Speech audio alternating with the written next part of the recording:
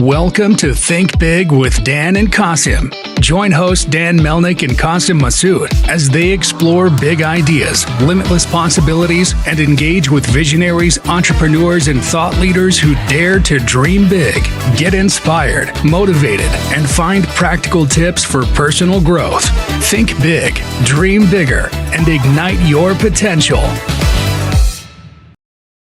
All right, welcome to Think Big with Dan and Qasim, and Mateen is filling in for Qasim today. And our guest is Jane. So Jane, if you want to go ahead and introduce yourself, tell us where you live and what you do for a living. Yeah, I live in Dallas, Texas. I am a finance manager at a retail company right now. I'm interested in financial analysis, planning, budgeting, forecasting, using data analytics. So how did you get your start in finance? Like what made you want to go into it? Right. So I guess after I finished my graduate degree, I was just seeking new opportunities, just thinking about how I can apply the things that I learned and the internship that I had into actual business practice. And it just happened that the first job after I graduated was a financial analyst position, reporting to a mid-sized retail company's CFO. Back then, they were like very focused in omnichannel marketing, and they are planning to spend a lot of money on marketing. So they want some support to kind of analyze the data behind it, like customer retention, how certain audience react to certain digital campaigns, how do we analyze the ROI for those activities, and then plan budgets accordingly. Awesome. So what was your biggest challenge, early in your career when you were first getting started? Good question. I guess the biggest challenge was to find a voice. Because to when I started, it was really just follow the instruction, just basically trying to understand what are the tasks, how can I do a good job finishing them, and then later kind of gradually figuring out what's the most efficient way to solve them. Then I realized as a finance professional, it actually requires a lot of soft skills, especially when it comes to connecting people together, having a good influence on people's decision-making process. I think, then I learned that I really need to have a voice in the room. I need to know how to influence people so their goal align with the company's financial goals. So how much would you say, being in college, prepared you for your career? Like how much did you actually have to learn on the job versus what you knew before coming into it? Good question. I think the college just really broadened my view of how business operates, because before that I was in international trade. It was in bachelor degree, and the scale is less like what I learned in graduate school, and the different technology that I get to learn and have access to like practice in those softwares and tools is totally different, and really elevated my view of business into more strategic thinking and planning, instead of just like basic rules. Learn this is how the world is operating, right? I think graduate school kind of elevated that into have some thoughts behind your actions. So Jane, what's your typical day look like? Sorry, I heard you correctly the first time. I think the day-to-day for me would be reviewing the company's process as of today, company's performance, like sales, certain expenses that we could track on the daily manner. And we do have regular meetings just to see where we are on certain projects, the next project, how much time we have. If I have some downtime, how I can plan this downtime accordingly. Maybe there's some overdue project nobody has brought up. I need to finish it somehow. Then I can squeeze some time to finish it. If it's during a very busy season, like a time of the month, like after month close, we need to roll up the actuals and start to look at the forecast. And then that's the center of my work of that day. Just evolve around kicking off the new forecast, scanning the data, analyzing the data, seeking out what's weird, what jumped out, and what's causing it and reach out to people to get that info. So being in retail, would you say that you're busier in Q4, or like what does that look like from the finance side? I think it's definitely busier before Q4, like around Q4, maybe say if the year ends on in December. I think starting September or October, finance team will start planning for the next year, along with whatever forecast we need to do for that year. So what would you say the role of technology is in what you do every day? I think it's the foundation of, the finance realm, because I do realize, when people are hiring new employees, there's a baseline of you need to know certain things about, say, SQL, Tableau, whatever data tool out there that might be in use, and like have some type of familiarity with ERP systems. There's so many out there, but like having some kind of experiences, like pulling reports from the system, maybe onboarding a new system, and you were involved in that process would be really helpful. So are you using any artificial intelligence or machine learning in your day to day? Not right now, but I can tell that a lot of people are thinking about it and trying to think of way to incorporate that into our day to day. So what do you think a good use case would be, just retail finance in general, for AI or machine learning? I think one practice that I think might be helpful to use AI is if you have to like pull off data on a regular basis and that criteria change all the time, even though you are not a data person, like you will have some level of knowledge about it. When it's so frequent, so many changes, and you cannot really keep up with the data relationships between each tables, I think throwing that situation, that question in AI can save your time, because say I want to pull this data from this table using these criteria. There are certain clauses that I'm not too familiar with. Let AI come up with what's the best answer for you. Do you feel like AI is gonna, in the future, maybe companies will have less headcount because they'll automate so many processes? I think it might happen, but it will also create a lot of new jobs as well. I think if someone who's very efficient with utilizing AI as a good tool for their day-to-day, then that could be a new position in the future that company that really, really need. For finance, I think it will definitely help us to be more sufficient. We can move things a lot quicker. But I don't think it can entirely replace finance, especially corporate finance, just because we need to have a lot of soft skills to connect people, to hold people accountable for their financial goals.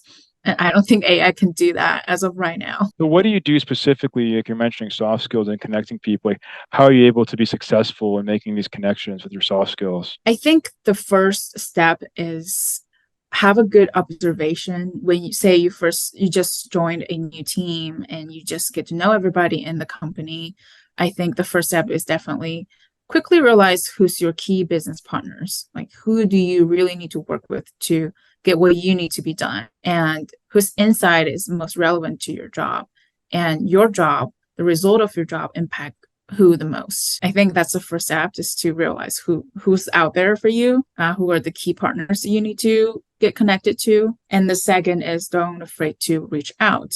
Once you kind of recognize who they are, feel free to reach out, introduce yourself, set up one-on-one meetings with them, learning their perspective. How is your position going to help their day-to-day? What they can, and then if you want to learn something, ask them like, hey, I just started this job. I am not familiar with in these areas of the company. Do you know anything? And I think just reaching out like that can really gather some good information to do better at your job in the first couple months. Sure. So how important would you say, just in general, in terms of growing, within a company, is being surrounded by the right stakeholders, the right mentors and people, just throughout your career? I mean, how has that helped you out? I love that question. I think me personally benefited a lot from, very good coworkers, leaders, managers, that I encountered. I think it is extremely important because it's a big part of your work environment. I think, people love a job based on so many different factors, but I think people you work with play a big part of your day-to-day. And having a good mentor, first of all, is someone cares about you and they want you here and they want to help you to be successful. Just knowing that is such a big relief, because in corporate environment sometimes you can just feel very frustrated or misunderstood sometimes when it comes to disagreements, or you feel like your work is not valued as it should be. Having a mentor, having a manager that you can communicate honestly, frequently, is extremely helpful. So how did you go about finding the right mentors? Like when you first started your career, I'm sure that's challenging and many people struggle with that. I'm lucky. I think when I first started my career, my first boss, I think he valued the certain skills that I had, and he quickly realized there are certain things I am not too familiar with, and he realized I need to know them to do a better job for him. So he recommended books, sessions online, and he doesn't just recommend it. He also check in with me. He would say, okay, here's the book. I think to do a good job, you need to read these chapters. I will give you a week. Next week, we can talk about this, what you learned from those chapters. That was extremely helpful because I was just out in the water. I don't really know what's good or what's bad, what I really need to learn. What I learned can be applied to my current job. And he definitely guided me through, which in turn later I could help him to deliver a better quality. I've encountered managers who are less engaged like that, who just like reach out and can you get this done? It's done, boom, moving on. I don't think, their managing style would be like encouraging for you to grow. It's more like transactional, get this done for me. And then you get certain things, or this is your job. You just need to do this. Your growth is not as important in their priority list. So it is, I was extremely lucky to get to have a manager like that back. That's awesome. So in terms of in 2023, in the age of technology, what role, if at all, in terms of learning has YouTube, played? I mean, 'cause I feel like nowadays you can get so much good free information online. So I don't know if you've utilized that or if you think it's a value add for finance and what you're doing in general. Oh yeah, it's absolutely a value add, and I think I do it on a very regular basis. I think nobody can be fluent or the expert on everything. And I think the big part is to admit, I don't know how to do this. And I feel like young people nowadays, they are more reluctant to reach out for questions and help. And YouTube has been a great channel for, self-help. I want to know how to do this in Excel. Type it in YouTube and you get literally step-by-step tutorial on YouTube. I think me personally benefited a lot from that. And, just if you have questions about how to handle a work situation, your relationship with certain coworkers, you don't know how to ask, maybe in your life, you don't have friends that's in a similar situation, go to YouTube. Somebody probably post something about it and share their experiences about it. Yeah, definitely. So what is the definition of success for you? I guess in career, the definition of success would be you have a good reputation on delivering high quality work, have a good judgment on business decisions with good experience in your specific industry or field, that people can account on you to deliver good results. So, Jane, what are your top priorities for 3 to 6 months? For my career, top priority in the short term would be stay on top of what's going on instead of letting people know what went wrong, because retail is ever changing. I think for me, or for people in similar situation like me, just be proactive and stay focused on your day-to-day, but also think on a high level how you can improve it. There's always an innovative way or better way to do things to save your time. And I think that's my goal, to focus on that and drive good result from efforts like that. What is the one biggest piece of advice that you wish you knew before you started your career? Ooh, I wish I knew. I would say this: don't worry too much about how people perceive you in a work environment. Of course, you need to be kind, you need to be respectful. But for young people just joined, they're just had their new job, just joined a new company, they're too self-aware, and they overthink each sentence they're going to say. they're very worried about how people think of them. Oh, do they like me? Do they think I'm actually qualified for this job? I think you don't really have to focus too much on that. The priority is definitely deliver good quality work. Then let people know that you're here to work. You're here to because you have a skill, you have value. So don't worry about how other people see you or rate you. Maybe your manager. You do want to care about how your manager rate you, but not other people. Makes sense. So if we're going to have this conversation again in 1 year from now, where do you expect things to be? And just, in terms of for you personally, just in general, like in retail finance, like changes that you're seeing, trends that you're seeing. I mean, the question is, how do we handle in an uncertain situation, say in retail right now?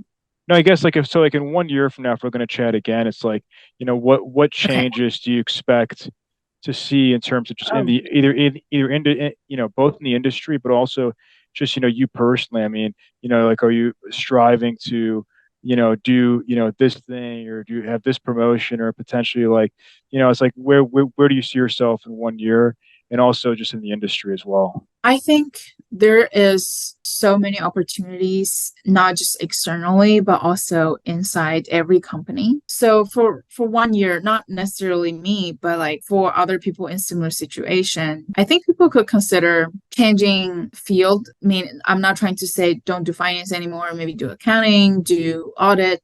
I think finance is not just like one type of function in a corporate environment.